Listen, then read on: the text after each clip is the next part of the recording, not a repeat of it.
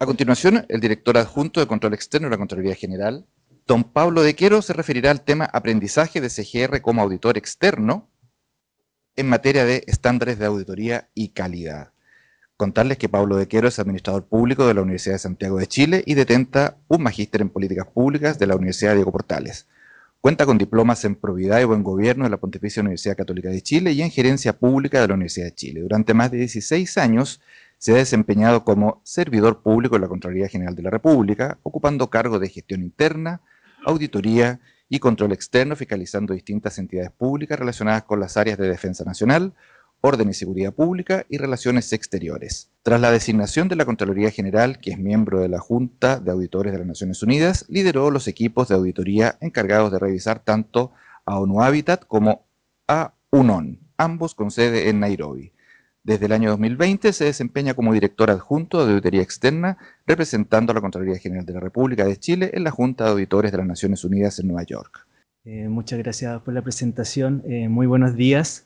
Bueno, en este segundo punto que vamos a abordar hoy, que se refiere a estándares de auditoría y calidad, en nuestra experiencia, digamos, durante nuestro mandato y durante las 4 presentaciones que realizaremos hoy respecto de una perspectiva mucho más, digamos, técnica de nuestra experiencia, repetiremos constantemente desde nuestra experiencia. ¿Por qué? Porque digamos, es una construcción particular que realiza cada FS para llegar y cumplir con este mandato. La Junta de Auditores tiene otro procedimiento después, que también lo van a ir conociendo, que permite ir ajustando, digamos, los estándares, pero cada entidad es responsable de desarrollar digamos, su propia modo, modalidad o método para lograr ese mandato. Vamos a partir con los estándares de auditoría. Los procesos de auditoría de la Junta de Auditores están basados en las normas internacionales de auditoría, como lo SUPRONAN, y también se enmarcan en las normas internacionales de las entidades fiscalizadoras superiores establecidas para el desarrollo de auditorías del sector público. Además, las auditorías se llevan a cabo en conformidad a los términos de referencias adicionales establecidos en el Reglamento Financiero de las Naciones Unidas, que esto apuntan principalmente a definir cuál es el contenido de cada reporte, así como también el formato que deben seguir. En cuanto al alcance y los estándares de auditoría, más específicamente el alcance. Siguiendo el marco normativo indicado y también como consecuencia del mandato específico de la Junta de Auditores, se puede establecer que la responsabilidad prioritaria de la Junta es realizar auditorías financieras. Pero tal como plantearon ayer algunos expositores, el mandato trasciende la revisión financiera de los estados financieros, incorporando aspectos de cumplimiento y desempeño. Esto, digamos, no es baladí y es necesario como subrayarlo, porque los stakeholders que tienen las distintas entidades de Naciones Unidas, por ejemplo, los cuerpos de gobernanza, la Junta Ejecutiva, esperan que los informes de auditoría incluyan una cobertura a aspectos de desempeño y cumplimiento. Bueno, como indiqué, la Junta está mandatada a verificar los estados financieros que si presentan fielmente la situación financiera de las entidades y sus resultados operacionales para el periodo fiscal analizado, examinar si los estados financieros siguen las normas internacionales de contabilidad, las NIC-SP, y todas las entidades, a partir del año 2024, todas las entidades de la Junta de Auditores en el portafolio van a presentar sus estados financieros bajo el marco IPSAS. Hasta el último año que nosotros revisamos, que fue terminado en diciembre de 2023, teníamos una pequeña gran excepción, que era el Fondo de Pensiones de Naciones Unidas, que se presentaba sus estados financieros bajo el marco NIC-SP y NIA 26. En noviembre del año pasado se emitió la IPSAS número 49, perdón, NIC-SP 49, y eso permitió que el fondo de pensiones emita su estado financiero bajo completo marco de IPSAS. Pido disculpas si digo IPSAS o NIC SP, un problema, me pierdo ahí la traducción. Además, deben evaluarse transacciones que se realizan de acuerdo a reglamentos financieros que hay ciertas entidades que tienen sus normas financieras particulares. Por ejemplo, UNICEF, UN Women.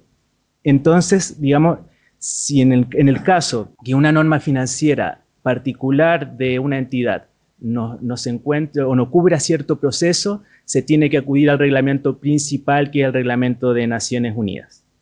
En esto quería comentarle un caso particular que tuvimos de una entidad, que no voy a revelar cuál es, pero realizó una transacción que ni su marco normativo ni el marco de Naciones Unidas lo cubría. Y bueno, eso fue, por supuesto, hecho de observación y prometieron no volver a repetirlo. Pero sí, pasa ese tipo de situaciones, porque también se confunden las evaluaciones políticas o las autorizaciones que te pueda dar tu junta ejecutiva, pero no necesariamente esa junta ejecutiva tiene la potestad para darte autorización sobre temas recurrentes. Entonces siempre tiene que ser de acuerdo lo que tu marco, reglamento financiero o el reglamento de Naciones Unidas expresa. Bueno, finalmente, dado el reglamento 7.5 de la Junta, esta está autorizada a evaluar la eficiencia de los procedimientos financieros, la eficacia del sistema contable, la calidad de los controles financieros internos y la administración y gestión general de la organización, y por cierto hacer recomendaciones en esa misma línea. Bueno, como les decía, eso es lo que permite también que nosotros hagamos observaciones administrativas o operacionales. En cuanto al enfoque de auditoría, como ustedes entenderán, o sea, en un solo procedimiento de auditoría se tiene que evaluar el aspecto financiero, también aspectos de cumplimiento y, si es posible, también aspectos de desempeño. ¿Cómo lo hacemos para incluir todas estas materias? Bueno, nosotros apuntamos a través de un enfoque basado en riesgos. Esto ayuda a determinar y definir áreas específicas y luego diseñar el plan de auditoría en esa misma línea. También, para que este, digamos, approach fuese exitoso, nos basamos en una comprensión integral de la naturaleza de transacciones del auditado, los riesgos relacionados con recomendaciones provenientes de años anteriores, que eso marca mucho en qué está fallando, cuál es el área de riesgo más débil de la entidad, y también inquietudes y otras preocupaciones planteadas por organismos de gobernanza o también entidades que revisan nuestros informes, como el Quinto Comité o el ACBQ, que es el Comité de Asesor de Presupuestario y Administrativo. En cuanto a los productos de auditoría, aquí no voy a detenerme mucho porque va a ser abordado en las siguientes presentaciones, pero estos, digamos, son los tres productos principales que nosotros emitimos durante nuestra gestión. Primero es el Memorándum de Observación de Auditoría,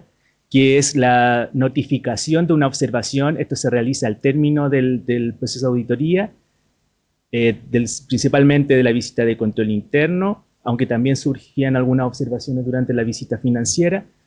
Luego se emite al término de la visita financiera la carta a la administración, que incluye el compilado de todas las observaciones y las recomendaciones, más una evaluación provisional de las recomendaciones provenientes de años anteriores. Y finalmente, como el informe más relevante, que es público y que también lo pueden revisar en la página de la Junta de Auditores, que corresponde a la opinión de la auditoría más, la opinión de auditoría sobre los estados financieros, más el informe largo que se denomina. Están en todos los idiomas oficiales de Naciones Unidas por si quieren consultarlo. Solamente tienen que buscar por entidad específica. Luego vamos al último punto que vamos a abordar ahora, que es aseguramiento de la calidad en el contexto de la Junta. Como ustedes saben, que aquí, bueno, la mayoría de las personas que asisten acá son auditores, tienen una formación en el área de auditoría o a lo menos han desarrollado su trabajo en áreas de auditoría o fiscalización. En un trabajo de auditoría es primordial contar con una garantía de calidad, ya que contribuye a proporcionar resultados atingentes y precisos. ¿Por qué se tenían que establecer estándares de calidad específicos? Porque el modelo de la Junta tiene ciertas particularidades que difieren de una auditoría tradicional o que se ejecute en el marco nacional. Primero es que los informes, ese informe largo es firmado por los 3 contralores de las entidades que están en la Junta de Auditores. Por lo tanto, no es un trabajo independiente. O sea, si bien es desarrollado por Chile o por la entidad fiscalizadora que tiene a cargo esa entidad auditada, finalmente el reporte lo firman los 3 contralores. Por lo tanto, es un trabajo colaborativo y colectivo. Los informes de la Junta son relevantes para todo el sistema de Naciones Unidas y también son revisados por distintas instancias de gobernanza. Es decir, que también sirven para tomar decisiones respecto a aspectos administrativos y presupuestarios. Por lo tanto, tiene que asegurarse cierto nivel de calidad en la entrega de la información. Además, que es algo también que se defienden un poco las entidades cuando son auditadas, es que son entidades muchas veces con mandatos únicos y específicos y difieren, digamos, en su mandato. Y también tienen diferentes sistemas de gobernanza. Es decir, algunos tienen su junta ejecutiva, otros responden directamente a la Asamblea General. Entonces va variando la forma en que ellos, digamos, tienen o a quién responden respecto de esos informes o de las evaluaciones que hace la Junta de Auditores. Pero a pesar de que tienen mandatos diferentes, también tienen problemas que encontramos aquí, que no marcan al llegar no sé, a mí me tocó trabajar en el fondo de pensiones y le comentaba a la auditora de IPRECA que habían ciertas cosas que eran similares, aunque en distintas magnitudes, pero sí, son organizaciones, así que los problemas son similares. Bueno, entonces, ¿para qué se buscan estos estándares de calidad? Bueno, primero para garantizar la coherencia en el enfoque, en el lenguaje, en el formato, coordinar puntos de vista, expresar, digamos, que los hechos con precisión, o sea, que sean factualmente aplicables, y también encontrar un equilibrio entre la perspectiva del auditor y el auditado. Por ejemplo, nosotros no podemos en ningún caso emitir una recomendación que sea inviable financieramente. O sea, se puede ver muy bien en el papel, pero va a estar 5 años incluida de arrastre y no va a ser de buena posible su aplicación. En el caso del formato, lenguaje, enfoque, si bien se puede ver que son cosas de forma, es súper relevante porque yo tuve varias discusiones con auditores, excelentes auditores, que planteaban, o sea, descubrían el hecho, pero le costaba comunicarlo. Y yo creo, soy al menos de la opinión de que un hallazgo de auditoría comunicado erróneamente no cumple un objetivo. Entonces tenemos que ser lo más precisos y más, adicionalmente que estamos trabajando en un idioma que no es el nuestro, entonces también nosotros somos un poquito floridos en el lenguaje y claro, también tuvimos que aprender a ser mucho más precisos. La Junta aquí establece un punto que es muy importante y es muy clara. Dice, cada miembro de la Junta Directiva será responsable de garantizar que las auditorías que se le asignan cumplan con las normas internacionales de auditoría y otras normas aplicables, se realicen de manera económica, eficiente y eficaz, cumplan con todas las normas profesionales y éticas aplicables y estén de acuerdo con sus programas o sistemas internos de garantía de calidad. Eso es muy importante y es, digamos, lo que, por qué se le da tanta relevancia a establecer un sistema interno de gestión de calidad. Digamos, es como el mapa conceptual de cómo establecimos estos estándares y quiénes son quienes participan. Primero, o sea, voy a partir del final hacia atrás, que es el Comité de Operaciones de Auditoría, que es la representación de los contralores en Nueva York, y ahí participamos los directores de auditoría externa, y ahí tenemos que hacer una revisión cruzada de las cartas a la administración y los informes para asegurar que el estándar que se está ofreciendo a través de los reportes sea el adecuado y que cumpla con las definiciones que tiene la Junta. Es un trabajo muy provechoso porque también permite conocer qué está pensando la otra FS, cómo podemos aunar criterios. Entonces, esto es muy, muy relevante. También están, bueno, los directores de auditoría externa, que en este caso seríamos Valentina y yo, que tratamos de proporcionar, o sea, hacemos toda la revisión de todos los productos de auditoría, los memorándum, los reportes y las cartas a la administración, pero también transmitíamos a los equipos de auditoría cuáles son los temas más relevantes, en cuáles tenemos que dar énfasis de acuerdo a lo que nos están pidiendo los entes de gobernanza del Sistema de Naciones Unidas. Finalmente, y es donde, digamos, está la estructura principal, era dentro de la Contraloría, principalmente en el Departamento de Auditoría Externa, que incluía la oficina técnica, el departamento de lingüistas, la jefatura de departamento, pero también el supervisor de auditoría junto a su equipo. Y bueno, ahí incluye desde la revisión del alcance, la planificación, la composición de los equipos más adecuados. Por ejemplo, el año pasado tuvimos que desarrollar una estrategia particular a algo que señalaba Mauricio y también Zachary, creo que ayer, es respecto de ciertas entidades cambiaron su sistema ERP. Nosotros, como nos afectaba a 4 entidades de nuestro portafolio, decidimos hacer un programa de pruebas particular y transversal fue aplicado en esas 4 entidades y adicionalmente, como el sistema era provisto por otra entidad que estaba ahí bajo el portafolio francés, nosotros presentamos los resultados a los colegas para que también evaluaran su aplicabilidad en su entidad.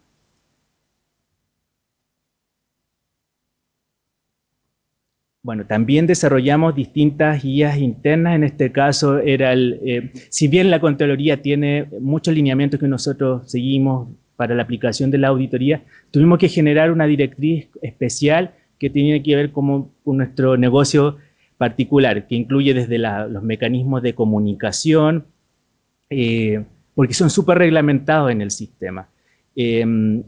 La oportunidad de la emisión de las observaciones, y bueno, hasta temas de formato y todo.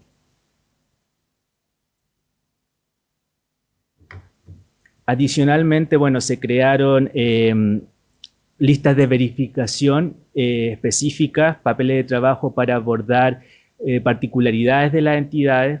Por ejemplo, están el chequeo de las normas de las NIC-SP, procedimientos mínimos de auditoría, un sistema para evaluar análisis y selección de dependencias. Como señalaba Valentina, nosotros auditamos entidades que están desplegadas a nivel global, entonces no siempre se podía, a todos los lugares, imposible.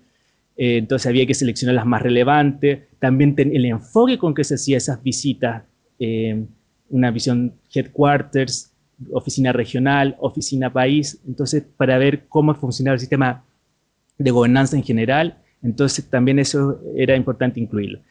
Y también finalmente una planilla básica de cómo cursar las observaciones. Bueno, se establecieron un pool de 63 tareas de auditoría y 45 modelos de papeles de trabajo que, como mostraba Valentina, también estaban en ese sistema ONU. Eso por mi parte. Muchas gracias.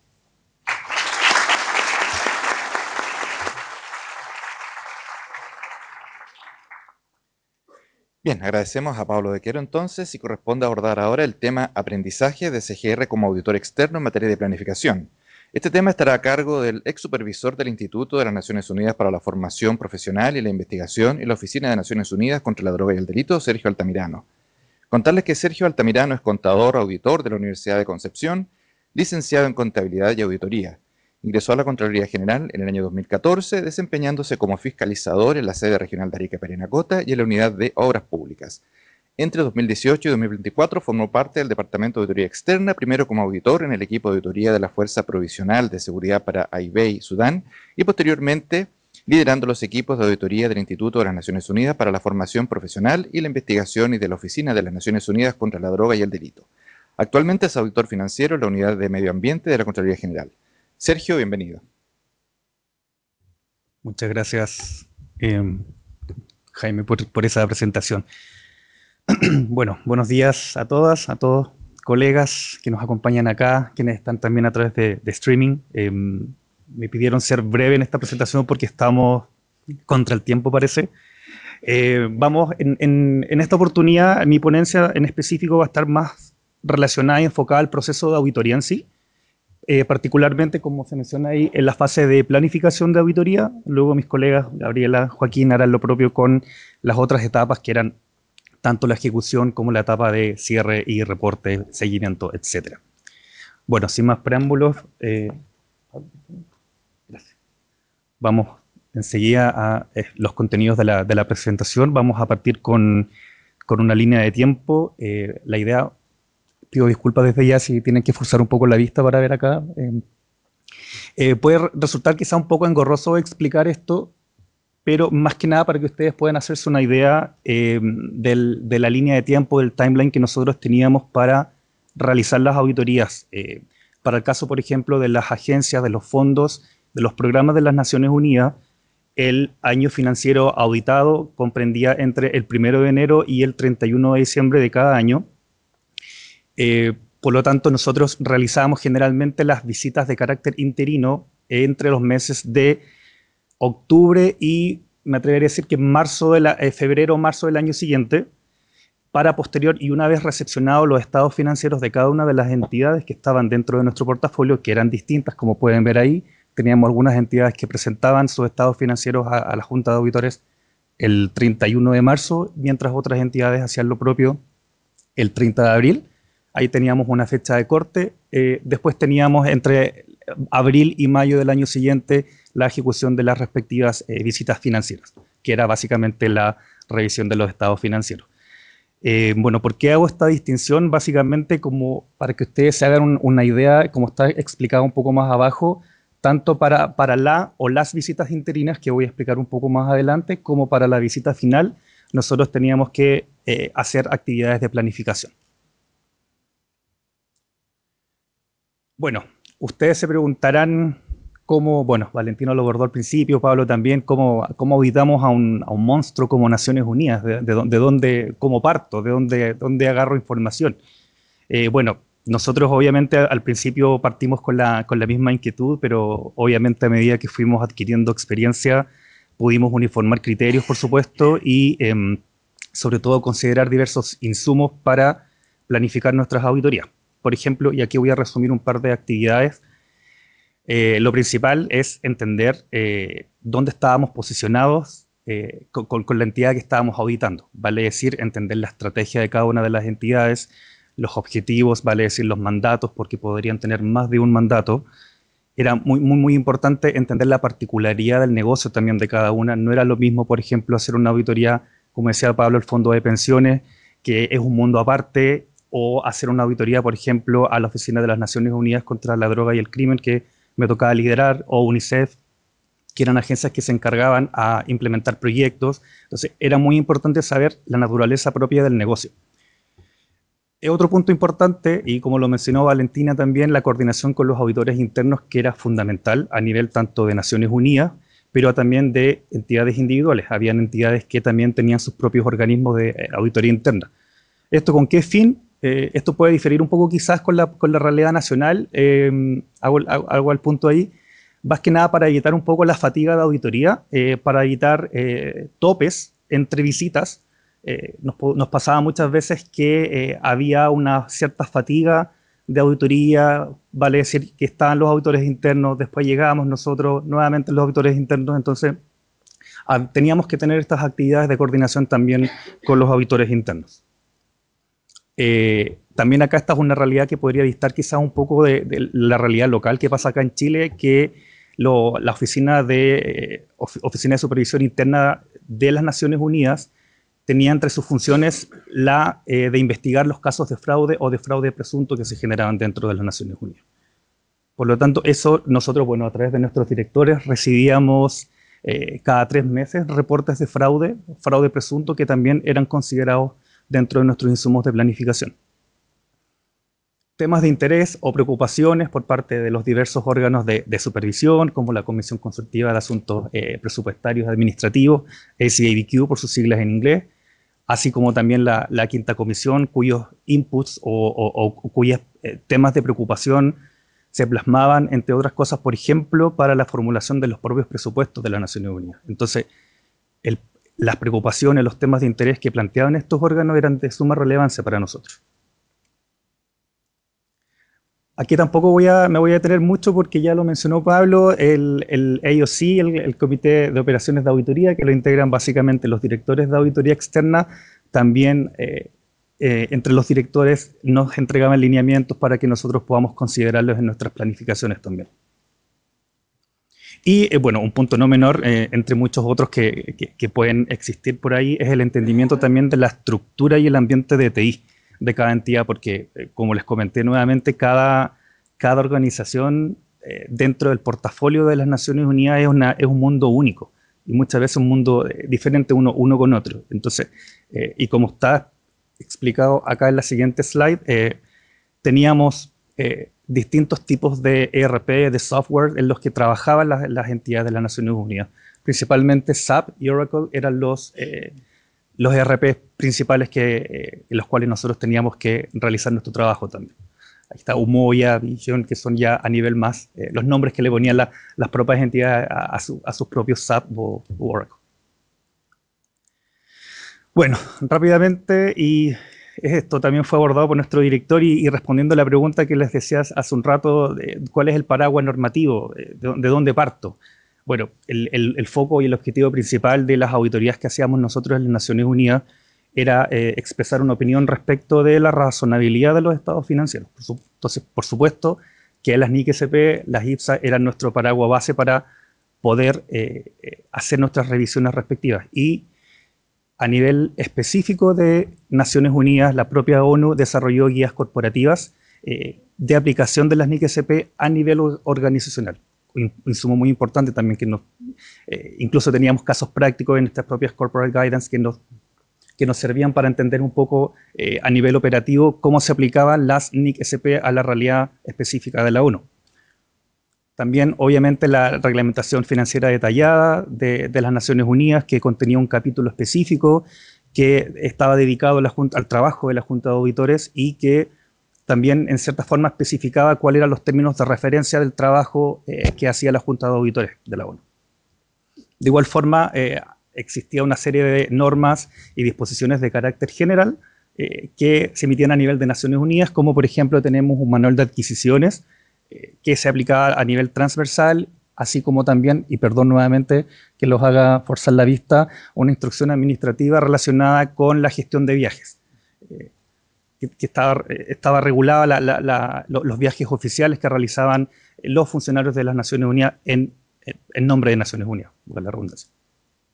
Por supuesto, la metodología COSO no menor también, porque los propios controles internos de las organizaciones de la ONU estaban basados en la metodología COSO. Tampoco voy a ahondar mucho ahí, somos todos colegas. Y bueno, un punto no menor también es que, aparte de todas estas instrucciones, procedimientos normativos que Naciones Unidas emitía, también cada una de las entidades dentro de nuestro portafolio emitía sus propios manuales, procedimientos y guías que nosotros también teníamos que considerar a la hora de, por ejemplo, diseñar procedimientos de auditoría. Ahí tengo un par de ejemplos de UNICEF y de UNODC. Un aspecto no menor también es el énfasis en los riesgos reputacionales, que yo también creo que es muy necesario mencionarlo. ¿Por qué? Porque muchas entidades, como Pablo decía, nuestros informes son de carácter público y muchas entidades muchas veces eran celosas con la forma en que nosotros planteábamos las observaciones y las recomendaciones y el impacto que esto podía tener a nivel reputacional. era algo que escuchábamos siempre. Cuando recibíamos respuestas a los informes, esto puede tener un riesgo reputacional. ¿Por qué? Porque hay algunas entidades de las Naciones Unidas, por ejemplo, que se financian, que sus ingresos dependen totalmente de las contribuciones voluntarias que le entregan los Estados miembros. Entonces, este era un foco muy importante también, sin, por supuesto, perder la independencia auditora. Teníamos que tomar en consideración el posible impacto que podía tener la emisión de nuestras observaciones. Y esto es algo que va a abordar más adelante mi colega Joaquín, el estado de implementación de las recomendaciones. También muchas veces era un indicador de gestión que a nosotros nos servía también para saber más o menos sacar una foto de cómo estaba la entidad respecto de la implementación de las propias recomendaciones. Nos pasó muchas veces que teníamos recomendaciones que databan de 10 años y que la entidad no había hecho ninguna acción para poder implementarla. Entonces, obviamente todos esos insumos también nos servían a nosotros para la planificación. Bueno, acabamos de ver los principales insumos y ahora voy a tratar de ser bien resumido acá con el proceso de planificación en sí. Me gustaría contarles brevemente cómo hacíamos nosotros el proceso de planificación, qué actividades, y partíamos principalmente, y como Pablo mencionó recién, partimos con la premisa que las Naciones Unidas es una entidad que tiene presencia a nivel mundial. Vale decir que una oficina puede tener su sede central en Nueva York, pero además tiene presencia en 100 países. Entonces, no bastaba, y para cumplir con el mandato que teníamos nosotros como auditores de Naciones Unidas, no bastaba solamente con revisar las operaciones del nivel central, ¿vale? Por poner un ejemplo por acá en Santiago, sino que también se hacía necesario que año a año también podamos visitar las oficinas países o las oficinas regionales de cada una de las entidades. ¿Y cómo hacíamos esto? Bueno, nosotros desarrollamos una metodología, nuestra matriz de priorización que mencionó Pablo también, en que nosotros analizábamos distintos factores o distintos componentes de cada una de estas oficinas. Por ejemplo, analizábamos el presupuesto asignado que tenía cada una de las oficinas, los gastos realizados también en un periodo determinado dentro del año auditado, los proyectos que se encontraban en ejecución para aquellas entidades que se dedicaban a la implementación de proyectos, así como también las visitas anteriores de la propia Junta de Auditores, pero también las visitas anteriores o las próximas visitas que podrían tener planificadas los auditores internos. Ahí toma relevancia lo que les comentaba anteriormente, la importancia de mantenerse comunicados y constantemente con los auditores internos. Y aquí lo destaco también los niveles de seguridad, que es un aspecto no menor. Muchas veces nos pasó que dadas las circunstancias particulares de cada país, no podíamos ir a algún país por razones de seguridad. Por ejemplo, nos pasó en un año que no pudimos viajar, no sé, a Afganistán, a Yemen, a Sudán también, por una crisis que hubo también, una guerra civil. Entonces, claro, este es un aspecto no menor a la hora de planificar qué oficina íbamos a visitar. Una vez que terminábamos de hacer este análisis, lo que hacíamos era básicamente asignarle puntaje a cada una de las oficinas y priorizar. Rankear finalmente cuál oficina era más importante año tras año. ¿Qué hacíamos después de esto?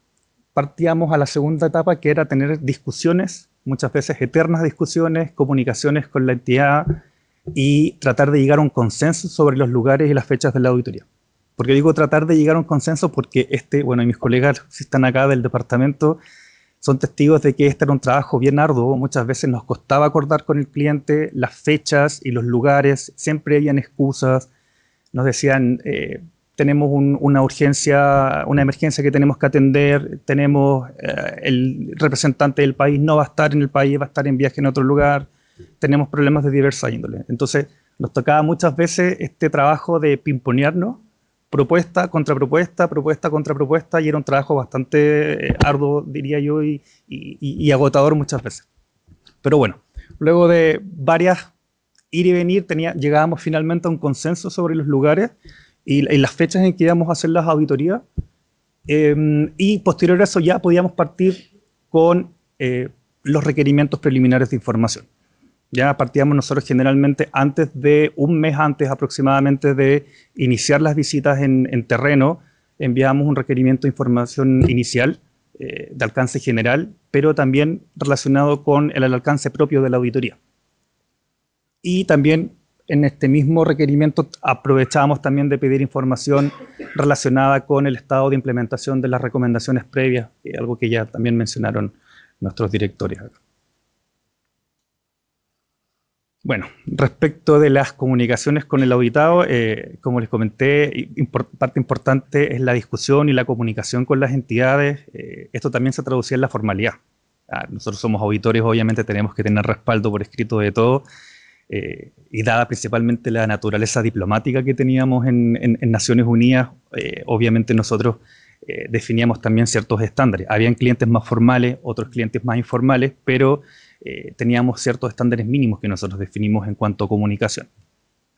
Lo primero, y a nivel más operativo, se daba entre los puntos focales o la contraparte que designaba la entidad, que era una persona o una o varias personas que eran de carácter fijo, y el team leader o el supervisor, donde finalmente se canalizaban todos los requerimientos de información, tanto el inicial como los que venían de manera posterior. Bueno, luego y a nivel ya un poco más de arriba se emitían las cartas de notificación de auditoría, donde la secretaria ejecutiva del board enviaba por cada una de las visitas una carta informando de la cantidad de auditores que van a realizar la visita, los lugares y las fechas. Y bueno, finalmente, y en cumplimiento básicamente con las normas internacionales de auditoría, también se emitían cartas a los órganos de gobierno, que muchas entidades tienen sus propios órganos de gobierno que están más arriba que la propia dirección ejecutiva de las entidades. Entonces, principalmente el propósito de esto, aquí tiene un ejemplo, era comunicar igual el alcance de la auditoría y las fechas en que nosotros íbamos a constituirnos en terreno. Bueno, y una vez terminado todo este proceso de comunicaciones y de recolección de información, etcétera, llegamos a un puerto en términos de productos, de los principales productos de planificación, entre los que están el plan de auditoría y el programa de auditoría.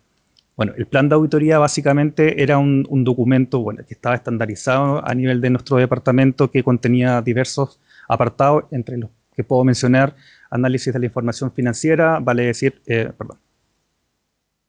análisis de información financiera relacionada con los últimos estados financieros auditados, pero también con cierta información que nosotros podíamos extraer de los sistemas de la entidad a una fecha de corte determinada.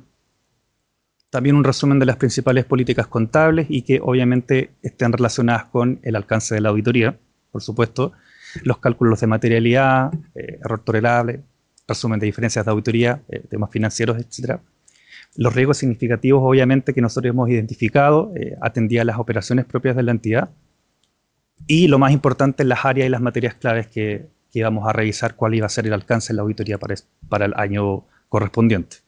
Y finalmente el cronograma y la relación de los integrantes del equipo de auditoría. Esos eran los grandes tópicos que contenía el plan de auditoría. Y con respecto ya al programa de auditoría, obviamente hay un detalle mucho más estructurado y ordenado de las pruebas a ejecutar, siempre relacionadas con el alcance de la auditoría, y el detalle de los propios procedimientos de auditoría, vale decir la naturaleza de las pruebas que vamos a realizar, el alcance de las mismas y también una estimación de horas, porque como en todos lados, el tiempo escasea y tenemos que ser lo más ejecutivos posible y lo más eficiente posible en la administración del tiempo y de las horas auditor. Y por supuesto, este tema que no es menor, la consideración de la realidad local o de la naturaleza de las operaciones. Yo, como les comenté, nosotros no solamente hacíamos una visita a la sede central de las oficinas, sino que también teníamos visitas a oficinas país o oficinas regionales. En ese contexto nosotros no elaborábamos un solo programa de auditoría, sino que muchas veces teníamos 3, 4 programas de auditoría que podían distar unos de otros. ¿Por qué digo esto? Porque, por ejemplo, si yo defino como dentro de mi alcance que voy a revisar el proceso de adquisiciones en la sede central de la oficina, puede que al ir a una de las oficinas países esos procedimientos no sean aplicables porque en esas oficinas no se manejan dichos procedimientos. Entonces, por eso era muy importante también considerar la realidad local y la naturaleza propia de las operaciones de la entidad, no solamente a nivel central, sino también a nivel de extrasede, el término que ocupábamos nosotros.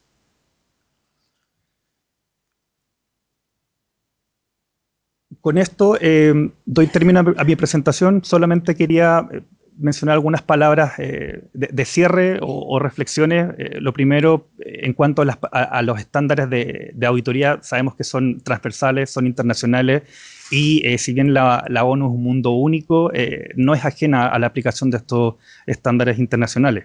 En segundo lugar, obviamente hay que tener en consideración la propia personalidad que tiene cada una de las entidades, por lo que la inversión de tiempo que requirió comprender la estructura de negocio de cada una de las entidades fue muy importante. En tercer lugar, también el criterio auditor toma mucha relevancia en el ejercicio de nuestra función, porque como por ejemplo les expliqué más hace un momento atrás, teníamos que tomar decisiones, y muchas veces esas decisiones se basaban en nuestro propio criterio. Por ejemplo, qué lugares o qué visitas ir, a qué lugares voy a ir, cómo acepto la contrapropuesta del cliente, etc. Y en último lugar, por supuesto, no perder de vista nunca la independencia en la función de auditora. Eso era lo último que quería decir. Así que, bueno, muchísimas gracias por su tiempo, y espero que puedan aprovechar también la siguiente ponencia. Muchas gracias.